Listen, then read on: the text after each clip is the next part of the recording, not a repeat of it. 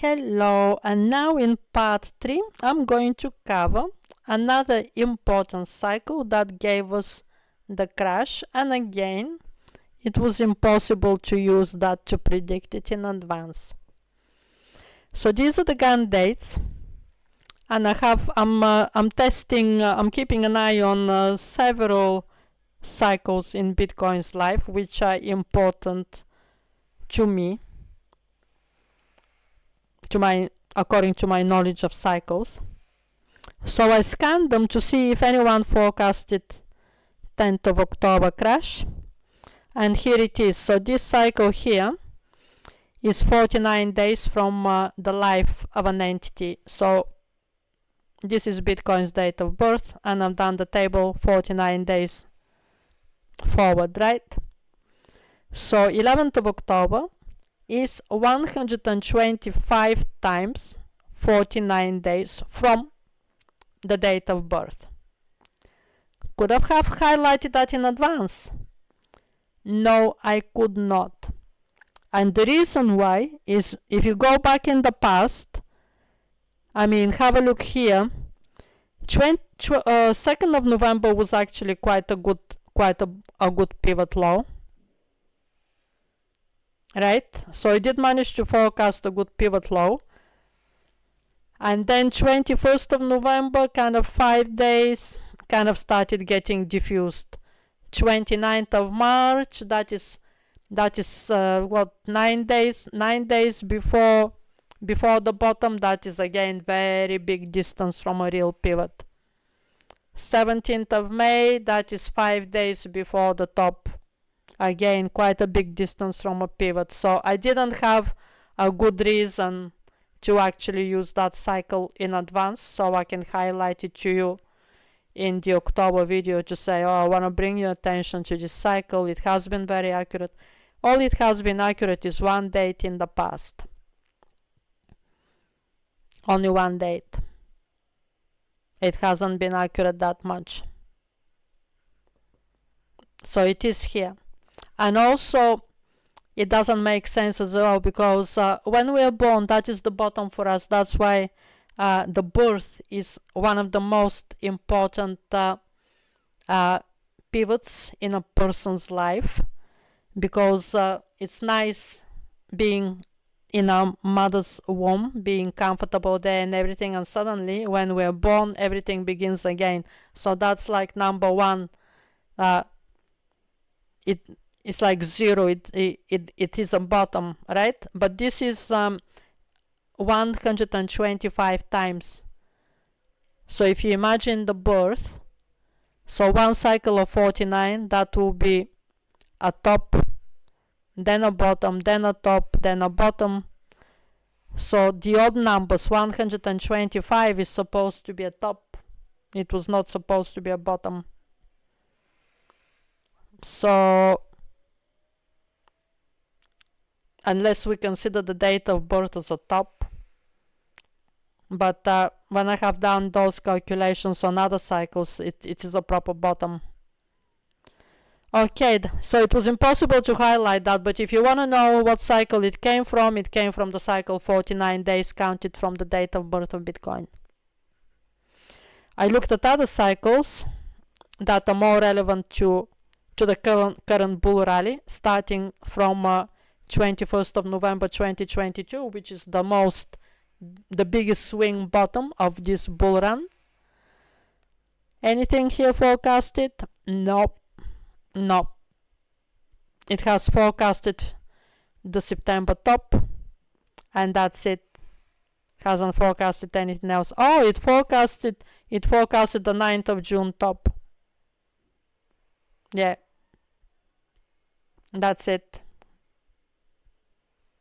Hasn't forecasted anything about October. Another pivot low, the 5th of August last year, that was a very big pivot low. Again, nothing about October. The 7th of April, nothing about October. Oh, by the way, the 7th of April is a derivative of the 5th of August, by the way. It's very important to know that. So that's quite a big accuracy here. So we are actually reasonable to trust this projection, and it's saying that 20th of October is supposed to be a top.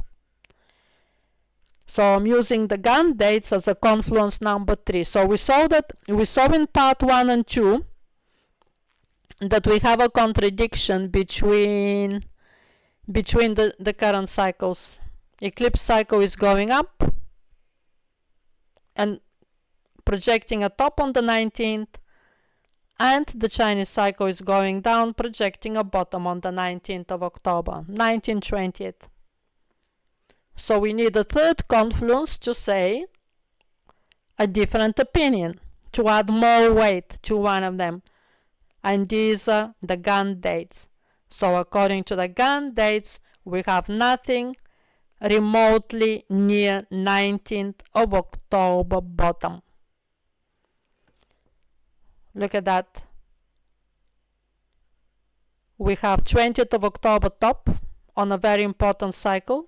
That is the 5th of August bottom that generated the 7th of April bottom.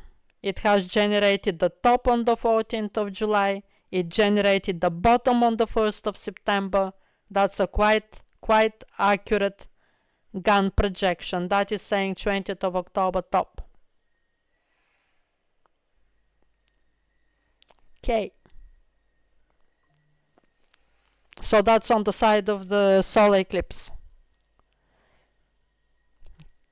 Anything else here? Any other projections here for October? Not in this cycle.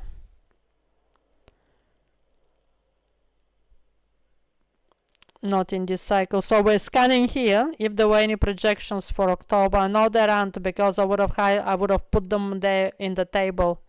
Whatever projections I know of, I have put in the daily time frames table. That people who own the daily time frames forecast, they see that table. Okay, nothing for October here.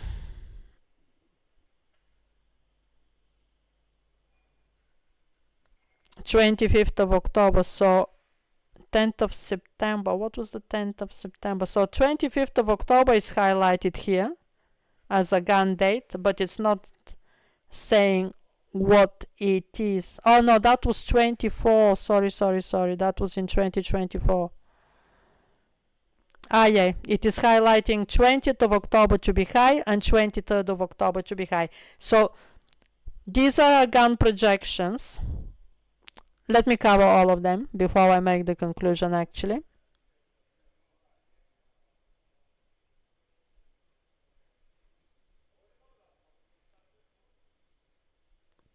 This is extracting 17th of October to be high. Oh yeah, we have actually had one bottom 7th of October, but it's not very near the 10th of October, so I'm not gonna use it. Actually, 7th of October was a top. So yeah, I'm not gonna use that cycle. Okay. So what the Gann dates are saying to conclude is that between 7 and 20th, the Gann dates are projecting a top. Okay, and that is adding weight more to the eclipse cycle. That's your cycle number 3. However, just looking at the evidence, at this moment in time, we are on the Chinese astrology cycle, the blue cycle, which I discussed in detail in part 2. These are different videos, part 1 and part 2, because they're quite long, so I recorded them separately. So at this moment in time, despite the double weight that we have from the Gann dates and from the eclipse cycle, we really cannot conclude anything about tomorrow, because at this moment in time we are on this cycle. We're on the Chinese astrology cycle that is bottoming on the 19th. We need to see at least one day. What day is it tomorrow? The 16th. We need to see at least one day tomorrow on which to show us if we are diverging from this fractal. So far we're exactly on the blue fractal which is the Chinese astrologist fractal from June.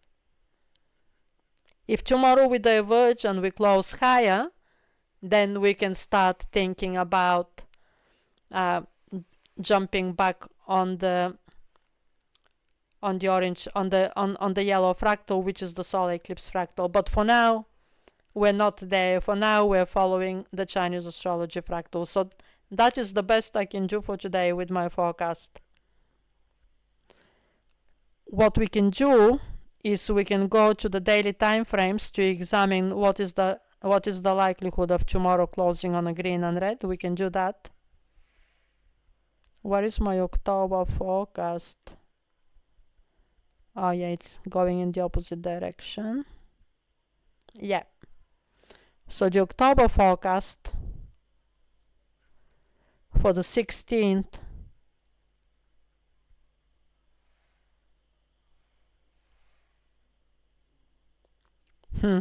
yes, the partial solar eclipse is low on the 16th and the 17th.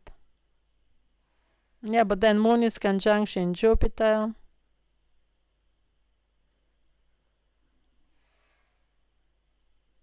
The Moon is not happy tomorrow, squaring Uranus, entering Virgo. I really cannot make a forecast. I don't have sufficient information. All of it is contradicting itself. We just have to see what happens tomorrow the 16th, and then that will give us an indication on what fractal we are. Bye for now.